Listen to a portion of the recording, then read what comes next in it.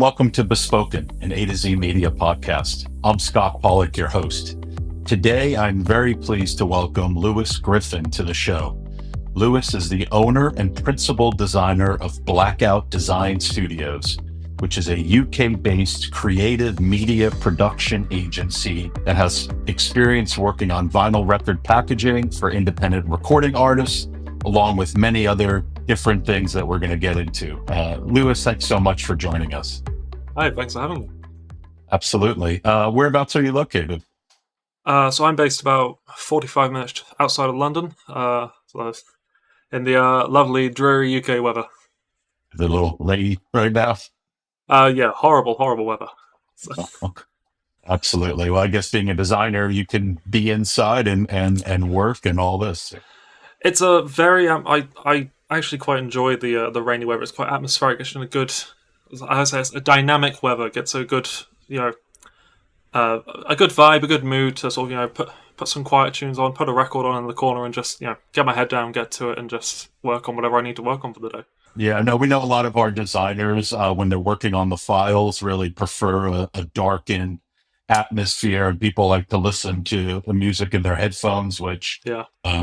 some people like the vibe in the whole office, and some people like more of that personalized soundtrack. No, I definitely agree. I've always, whenever I work on a project, I almost set myself like little soundtracks, little moods. If I'm working on something that's quite dark and quite, moody, atmospheric, I was like, the doors are shut, the windows are shut the best I can. It's pitch black. I've got really moody music playing in the background, get myself in that headspace. Then if I work sort of like really bright and cheery, windows are all open, hear the birds singing outside. I've already got to try and get my head into that. Would you be listening to the music of the projects you're working on, or not necessarily? I tend to, usually for the first, like when I'm getting initial drafting ideas down, I'll have depending on how early I'm working on the project, I'll have, early demos of the tracks, or I'll have the finished album, and I'll usually listen to it 6, 7, 8 times on repeat almost, just constantly going through the tracks, or going, okay, what am I feeling this? How's it working for me? Are there any like key lyrics that are popping out to me? And I'm like, oh, I could pull off of that. I could work with these. And that's mainly how I've been going a lot of like recent projects. So I'll really try and pretty much listen to it until I'm sick of it. It's my go-to. To try to get into the music, so to speak, or like what's the philosophy behind that? I feel like as I said to a lot of the people that I work with, is I feel like I can't make something for them if I don't fully try and sink into what they're trying to sell me. So, if it's an album, if it's a single, if it's an EP, I'll make sure I've listened to it enough times so that I can almost recite the song off the top of my head, just so that they know that I'm caring about it, I'm giving my all to it, because that's what they're doing on their end, is they're giving their heart and soul into making music. They deserve someone who's cares enough about that as well to really dig into it and go, okay, I understand the message you're trying to make with this. I want to make something that makes sense for me listening to what you're trying to tell me. For sure. And at the same time, I would also imagine they're coming to you, your clients, because they are equally looking for perhaps an unexpected kind of surprise with some of the direction. Yeah, for sure. So I've got like a small handful of clients I keep close. Sometimes I have the offshoot of, I'll do one job for someone, one job for someone. There's a few that I routinely work with now, and some that I've had relationships with in the industry for a good 6, 7 years. Yeah. That I've reached that point with them where they'll just come to me and say, we don't know what we want. Can you just see what ideas you come with, and that's how we'll start at the table, and we'll say, right, okay, here's this idea which is wildly different to this idea, which is wildly different to this idea, and really just start the whole process from there. Because I found more times than not, a lot of people who come to you asking for these sort of designs and these ideas don't actually know what they want in the first place. Yeah. And that's almost like the biggest hurdle to cross, is almost putting something down on paper for them to go, oh, I never thought about that, but now I've seen that, that's exactly what I want. That's exactly what I would imagine if I had to try and think of it. And that's a very satisfying feeling when you can nail that and they go, that's it. and that's almost why I chase day to day. I mean, it's a very elusive kind of goal that you're really striving for. Is how do you interpret an Yeah, artist's sort of unspoken desire for the yeah, visuals, and for you to translate that and actually produce tangible results for them. yeah, definitely. I definitely say it gets easier the more you know someone. So there are collaborators that I have, I say 7 years, where they can give me a paragraph, or we can have a 10-minute phone call, and I'll know exactly because I know what they're like, and I'll be able to go away. And 2 days later, I'll have something for them. And they go, boom, that's it.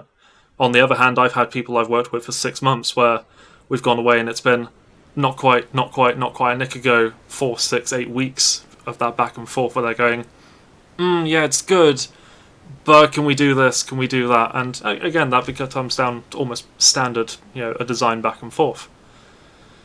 So, I mean, like as you say, having a long, multi-year relationship with artists. And I know we've worked in particular with one artist that you also have a very long-standing, very productive relationship, AViVA. Maybe you can talk a little bit specifically about your relationship there, because certainly we've worked together on a number of projects, and you, as you say, have really kind of provided a variety of different sort of creative deliverables. Yeah, definitely. Yeah, the story of how we all met as a team was all quite I always say it's a bit of a strange one, but also pretty much the standard for today is I was a fan, a good 6, 7 years ago when they first started releasing music, or about a year Yeah. or so into their career, as it were.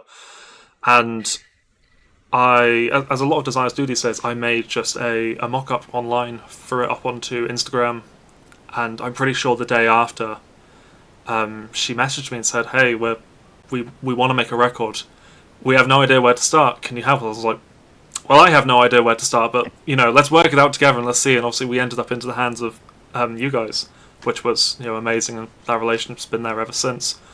But ever since that first sort of developing project, we've always had the ethos of every record that we make has to be a statement. It has to have something about it that makes people stop and go, "That's not just a record. That's it's a piece of art. It's something that you look at." And I say, in your background, you've got a lot of very beautiful examples of all these different records, and that was our goal. As we say, everything in the library that we have has to be something that someone could put up on a wall and frame it and just be like, "This is so visually stunning and visually impressive that I have to not only listen to everything that's on this album, I have to look at it and actually really respect how it's presented." And so we've had the 6 years now of, I'll come up with some crazy ideas, the AViVA team will come up with some crazy ideas, we'll feed all that back to A to Z, we'll then get told, "Yes, we can do that, let's make it even crazier." Yeah. And it ends up becoming all these amazing, fantastical things. And we're, was it 5, 6 albums down the line, on the way to the seventh, and God knows how many beyond. So hopefully that forever may it continue. Absolutely. And I mean, yeah, I picked this background deliberately because I know you and the team there have been extremely proactive with choosing lots of really interesting color combinations for the vinyl itself. So, I mean, maybe talk that process a little bit. How do you kind of decide what colors for which record? And I know you also will do a variety of different variants for each particular record. Yeah, so the latest album we worked on was Hopeless Romantic. It came out in November of last year. I think we started working on that record with yourselves back in March, April time last year, and we already knew back then it was kind of meant to be like we're 5 years in, we want to hit heavy, we want to really really go for it, and we almost sort of had a no expense spared. So jacket wise, we went for like a really nice glossy mirrored jacket, so it's got the nice silver metallic finish.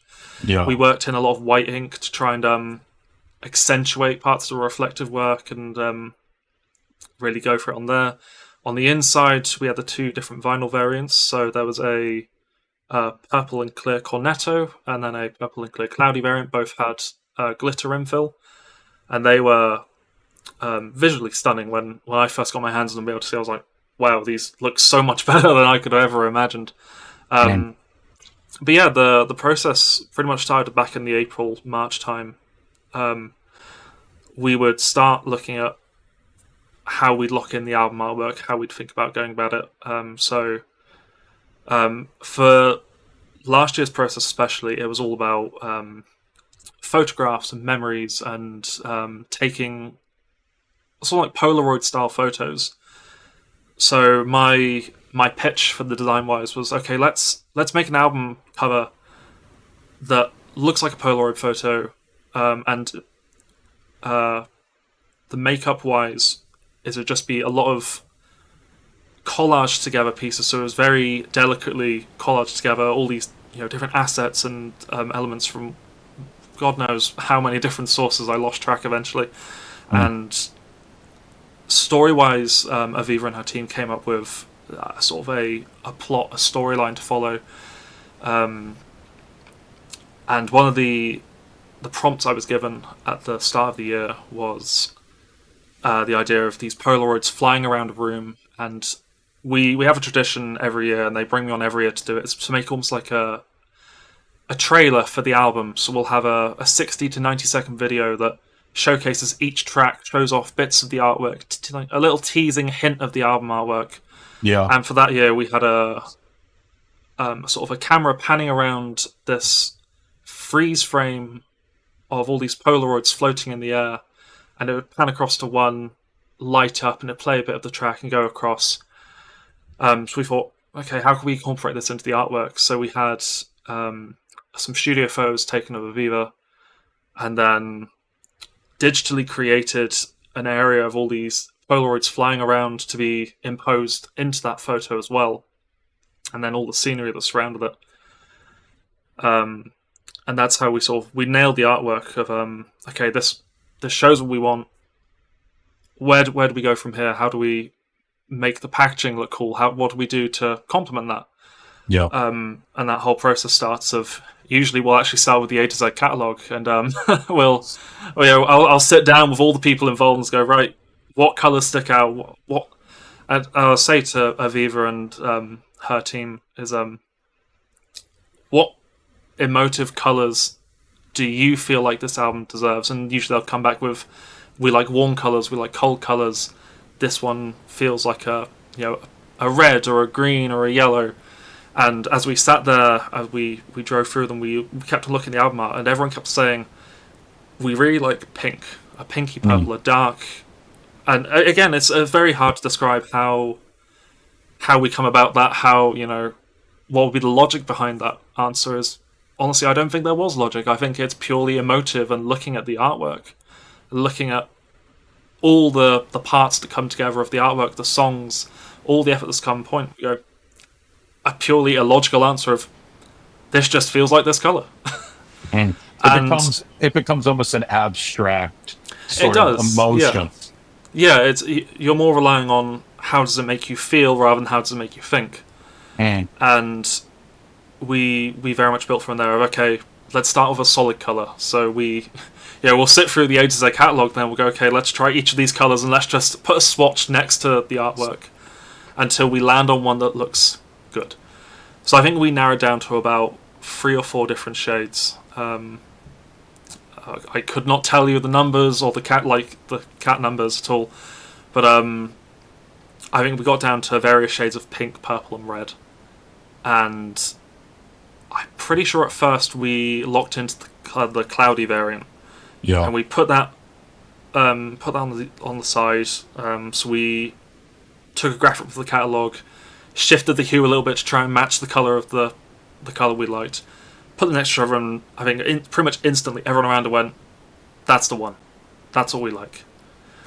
I think then we got into a bit of conversation with you guys at A to Z, and I think it somehow spiraled out to, let's do 2. Like, we've never done 2 before. Let's do a 2 right out the door. Yeah. And then we were like, okay, what do we do that's different? What haven't we done before? And that's how we locked on the cornetto pinwheel style, just to be something more. So we've done a lot of splatters, we've done a lot of swirls, done a lot of marble effects. We've never really done solid sections of color, so we that's how we ended up on that one. And again, I could ramble on about this for all day because it was the lengthy meetings we had of just color was beyond imagination. But yeah, that's pretty much it. It's just we get the artwork and we just sit there, and it's how does this make us feel, and what color combinations just stick out to us and make us feel something, make it look whole. Yeah. And as I've said to many people, it's probably the worst possible answer I could give, but I think it's an awesome answer, and I think it actually provides a real guide and inspiration for other designers and artists that are looking to inject something very special into the physical record and translate that abstract nature of the music. And how do you do so? You do so with artwork, and increasingly you can do so with different variants and effects on the vinyl itself to really try to capture that. And so I think for you to explain that is really fascinating. Definitely.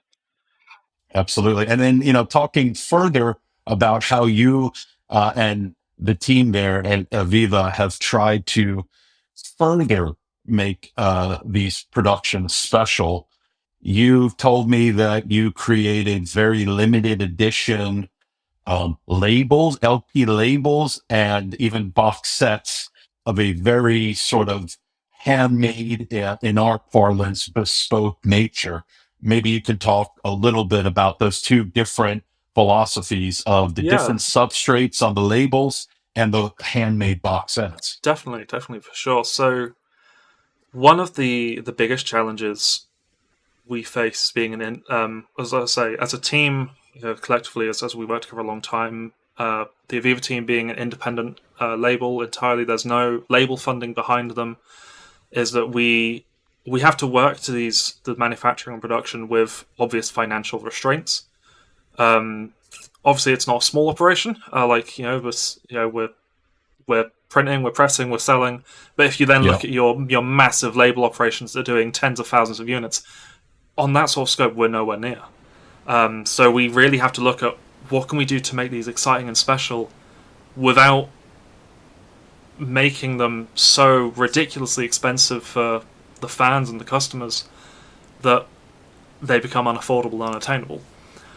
So there are some quite creative problem-solving methods that come about to try and make things look amazing, but keep them within a reasonable cost on the outside, because we tried to keep margins quite low.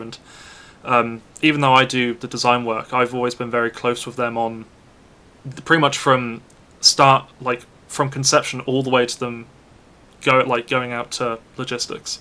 As I'll sit with them and I'll say, this is how much I personally think this should be selling for. This is, as I've been a fan of a record collector now for about 12, 13 years, so it's in my blood. And you have a good sense of what the market can really dictate as far as how much can you charge without being seen as really kind of, take advantage. Yeah. So going back to the labels, we sort of look at what can we do to make these unique and make them stand out without, blowing the bank, breaking our budget. So one of them was for the Hopeless Romantic run to add to their specialty in nature. So we really sat down and said, this vinyl has to feel like the standard vinyl release has to feel like a collector's edition out of the gate, but for a standard record price. So we had all of the amazing elements added by A to Z. Also, we had the amazing 2 colorways, both filled with glitter, the mirrored sleeve. We then took both records, and during the design process, when we were doing the center labels, I actually designed 5 different center designs that we were going to weigh up on. And there was never a clear consensus on which one was the best, which one should be the overall market variant. So we came up with the idea of, why don't we just use all 5?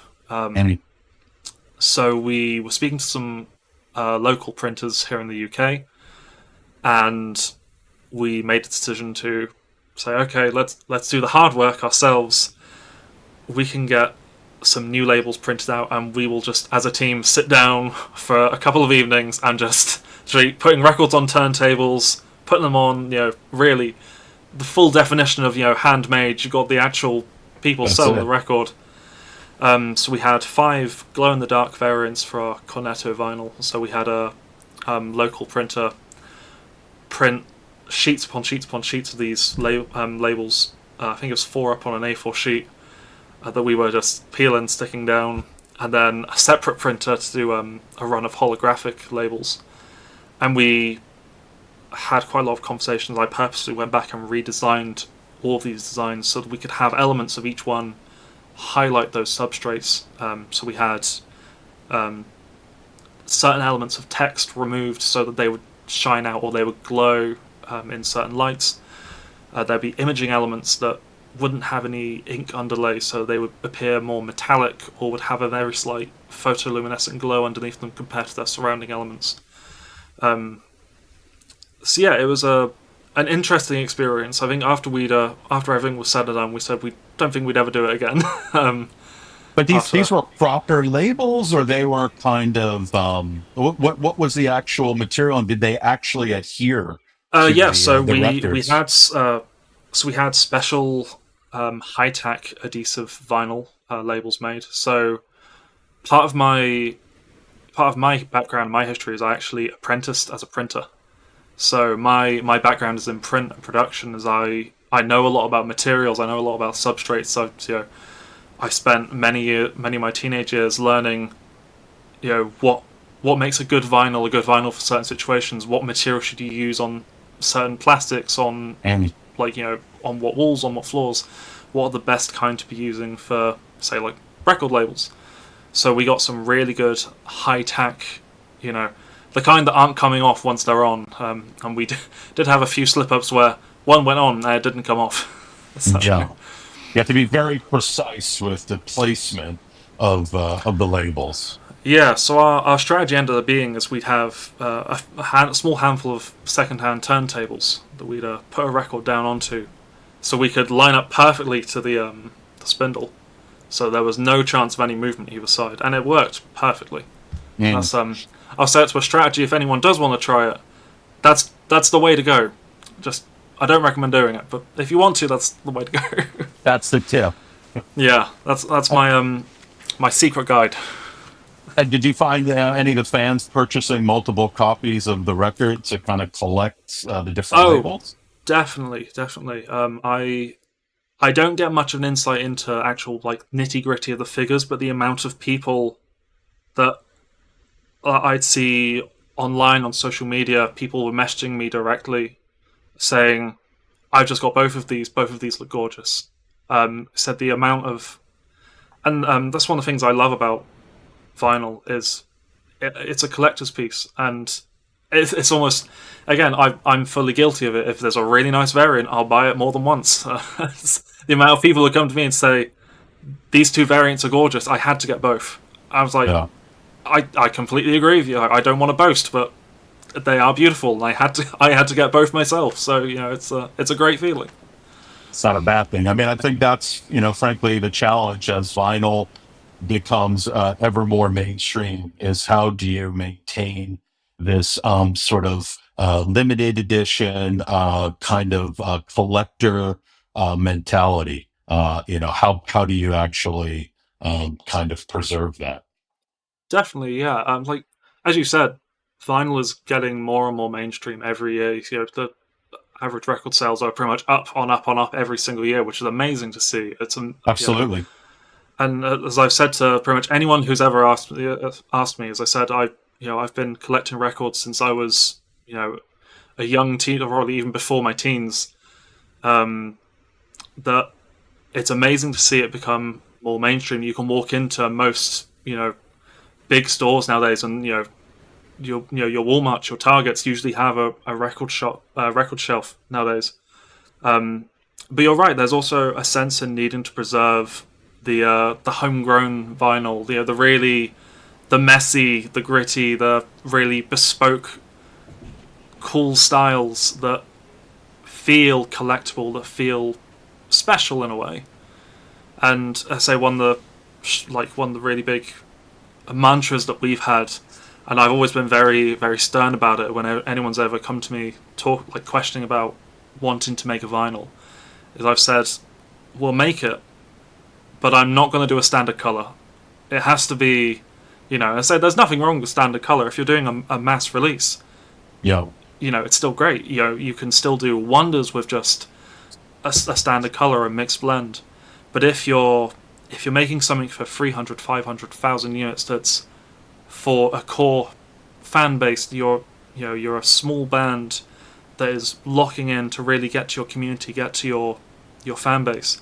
Is you want to make it feel special. You want to really show that you're putting in the time and the effort to look at these variants, look at what other special effects can be done.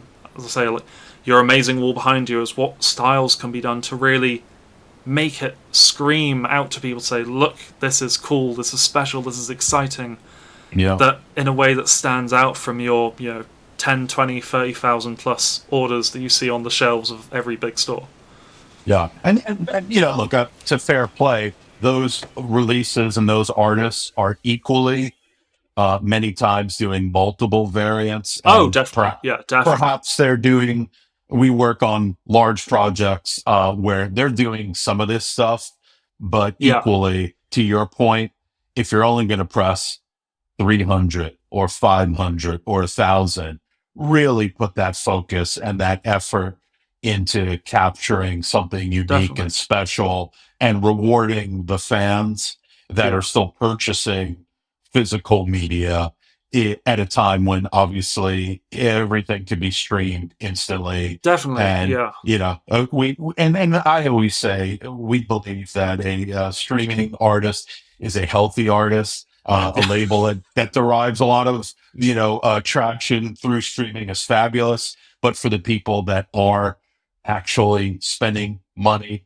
on the physical media, put that extra yeah, effort into the art direction, the graphic design, the printing, where you're pressing, and then the colors themselves. Put that whole package together. And exactly. Yeah, I certainly think listening to you and seeing the records that you've really put together for AViVA, you have really you capture that. You really get the essence of what it is to want to put together a unique special package. thank you. That means a lot. I say, yeah. There's, like you said, there's absolutely nothing wrong with the big artists, the big releases who you're getting physical copies out onto the shop floors, out into the record stores all over the world. Without those kind of releases, there wouldn't be a vinyl industry. There wouldn't be they're the ones making leaps and bounds that allow the smaller projects to breach out into the world and actually make their steps. Because in a world, as you said, in a world where streaming is king, it's really important to keep physical media at the forefront wherever we can. Because Absolutely. there's nothing. I've been, I've just down to my left here. I've probably got about 400 or 500 records myself that I've collected over the years, and it's very important to, again, it's a great way to support artists. It's one of the best ways to be able to give them a proper income. It's one of the best ways for artists to connect to their fan base and their communities. And there's just so much more of a personal touch to physical media than there is to streaming. And that's why it's so important to really, really take a thought and take care in how you produce those and how you make them. Absolutely. And with regards to that, are there other products or merch items that you have worked on for your artists that you could discuss? Perhaps does it extend to that, or have you really focused primarily on the packaging of the music? So I do a little bit of everything. I do everything merch wise, digital wise. I've often touted myself as a digital handyman, as it were. I'll just come and do whatever someone asks me to. One of the other big outputs is CD packaging, along with vinyl packaging, so they go quite hand in hand.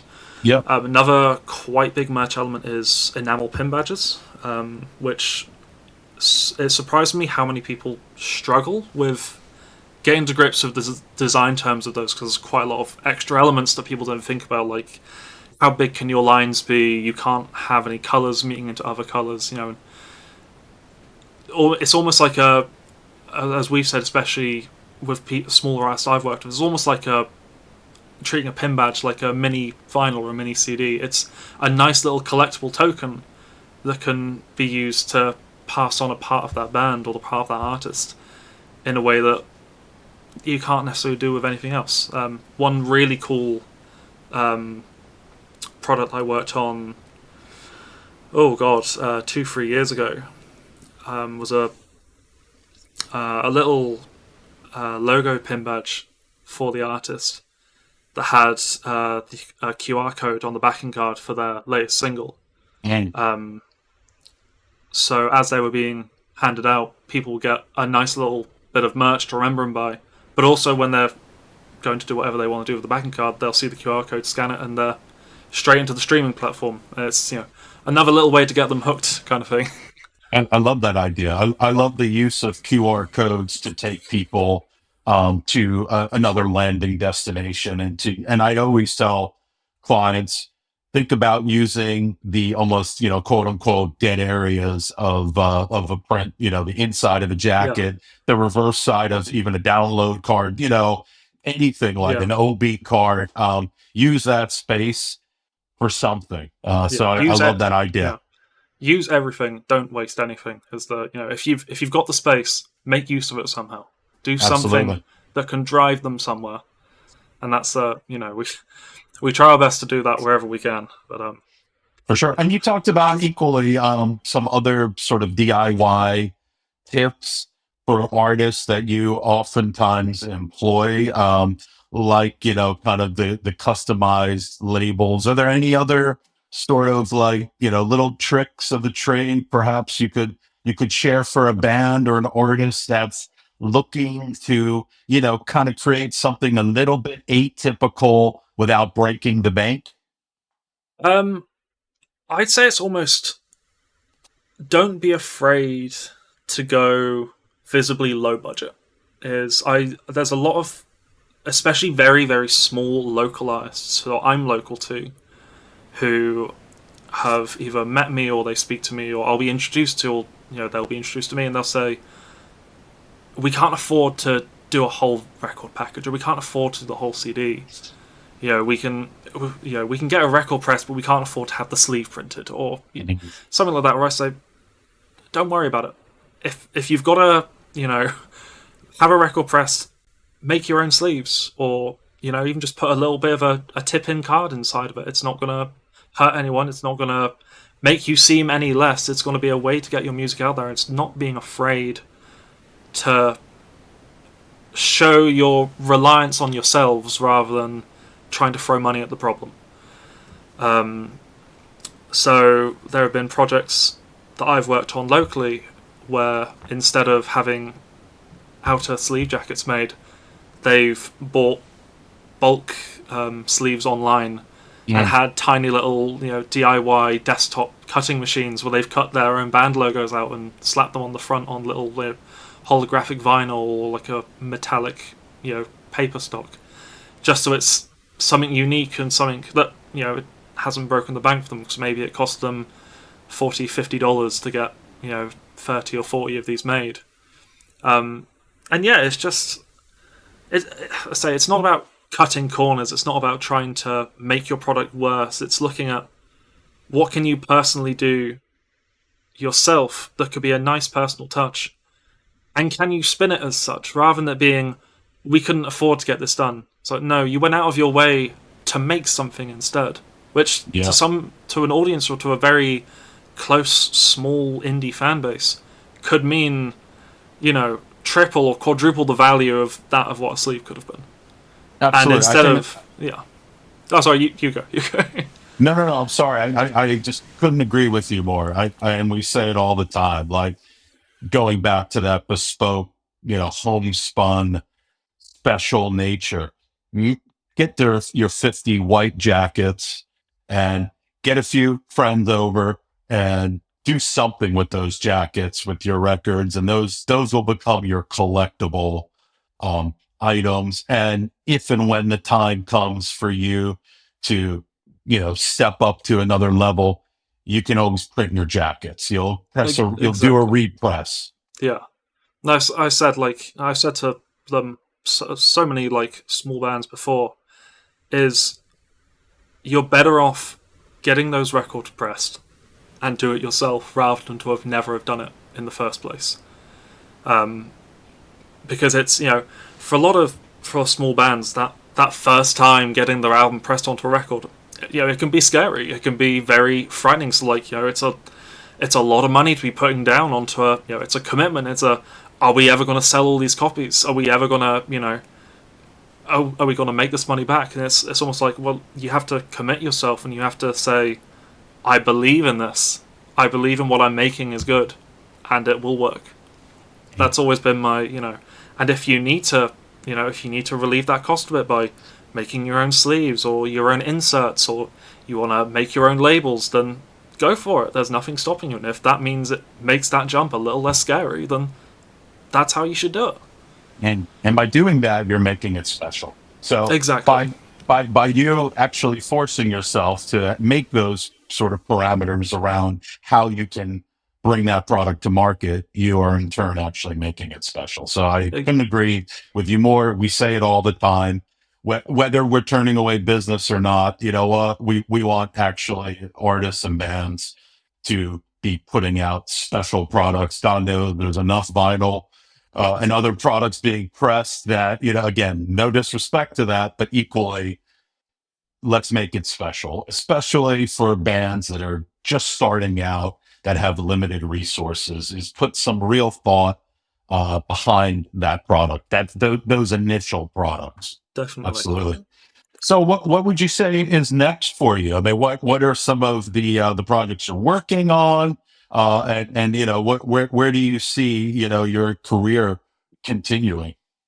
Well, I have to be careful what I say because there's a lot of projects I'm working on that I can't talk about right now. But Okay.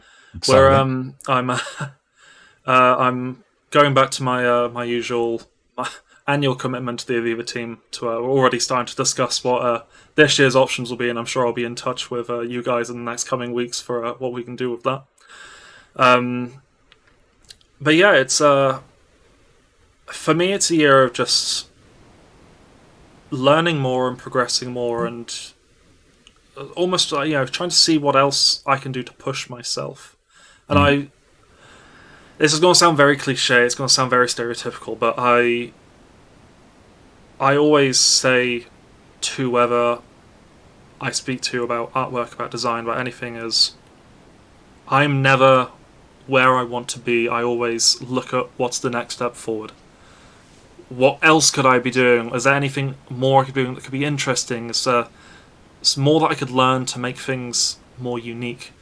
And that's one of the reasons why I keep on going back to the AViVA teams. They always have so many wild ideas, and they'll swing from one genre to the next every year, where it's really puts a nice challenge on me to adapt and learn to that. So it's gonna be an interesting year for especially changing up my art style again, as I've spent 2 years now on sort of like a photo-based collage-y work. This year they're pushing me especially to go towards sort of a very 3D animation style, which is a lot of a big step from your standard Photoshop, Illustrator, 2D designing on a template. Suddenly you got the massive 3D canvases to work with. Everything's moving. There's motion everywhere, and it's a scary prospect. But as I said, you got to make that jump and make the best of it that you can. And yeah, so will that involve animation, web, other sort of interactive tools? Yeah, so it's very hyper interactive. It's very digital based. So again, I can't go into too many details because it's all on them. But they've already been pushing to me the ideas of a very digital world, a very hyper interactive workspace, and we're already having conversations of how can we tie physical products into this digital space? Is there anything cool that we could be doing on product-wise to tie into these sort of things? And are there unique styles or unique finishings that we could be doing to, bring this in? There's already been talks of, could we implement like alternate reality AR tech into a sleeve? Could we get AR tags onto the center of a record to show a hologram on a phone when you try to record it? Could we do something funky with transparent substrates to try and have an animation play on the sleeve? These sort of conversations we're having of, okay, can we do it? Do we have a budget to do it? And how do we go from there? If we don't have the budget, how can we do it? A scrappy in-house kind of idea. Yeah, well, anything can be done. It's whether the budget will allow for you to do it. But further to what you've said this whole entire conversation, you'll find a way to do it. I firmly believe that. Yeah, exactly. It's just it's every year brings new challenges. Every year brings new ideas, and it's how can we tie those in to make the best possible idea? How can we tie it in to make the best possible products? And as I said, vinyl, physical media is my blood. It's my life. It's something that I've grown up with. My grandfather collected records. My dad collects records. I've collected records in my entire life. There's other people in my family are all record collectors, CD collectors. So for me, it's always I see amazing boutique pressing shops show up all over the world. Yeah, and I can't help but look at those and go, how can I one up them? How can I do something better? How can we take our restrictions and use those restrictions to make something unique that no one else could think of? And that's the goal for this year, is keep on doing it. That sounds awesome. We love a challenge. And so how can people get in touch with you? If someone listening to this and they want to work with you and they're up to develop this new creative relationship, how should someone get in touch with you? So the best way is to get in contact with me. That's you really put me on the spot there. You think I'd have this stuff sort of nailed down as being someone in the business. I'm always open on my obviously email is my primary way of contacting people. We have a default go-to, which is info@blackout-studios.com. We also have an official Instagram account, which is Blackout Studios Official over on Instagram. And that's pretty much the best way to contact us. Anyway, I'm not forgetting any. No, I'm not. We have a website as well that's currently being rebuilt. I was hoping it would be done before we had this chat, so I go, yes, nice, big, flashy new site. Look at this, so exciting, but it's not quite finished yet, so I'm going to be quiet about that one. Any way to get in touch. I'm always open to any exciting projects, no matter what they are. Super. Well, thank you so much for the time and really the inspirational words. I think that you really gave a great number of tangible pointers as to how someone listening to this could really improve what their direction and vision for their project could be by really your example that you've injected into your work. Oh, thank you. That's I say it's great, especially to speak to someone such as yourself who really has that, the lifeblood of vinyl, who loves loves the medium as much as I do. And again, I'll reiterate, is that there's no artist too small to do physical media. There's always, if you search hard enough, if you look high and low, if you keep on looking, there's always a way. And that's why I'll say to everyone who ever asks me is, there is only the boundaries that you set yourself. As cliche as it sounds, you can always find a way somehow. That's a great note to end on. Thank you again. No worries, thank you.